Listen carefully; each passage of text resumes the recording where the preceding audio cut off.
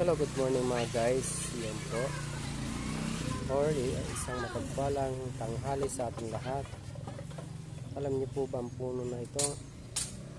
Ito po yung tinatawag na anunang. Napakalaki niya na po mga guys. Yan, kumuha po tayo ng balat. At maganda daw to din sa binat mga guys. Ito po yung pinapainom sa mga bagong panganak. Pinapakulan po yung kanyang balat.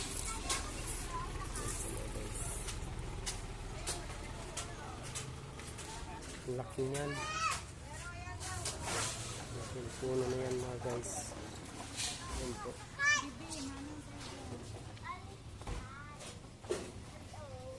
Yan po ang kanyang dahon.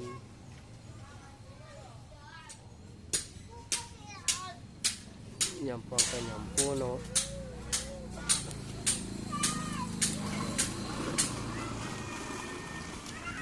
Babalatan po natin ito sa mamaya lalagain.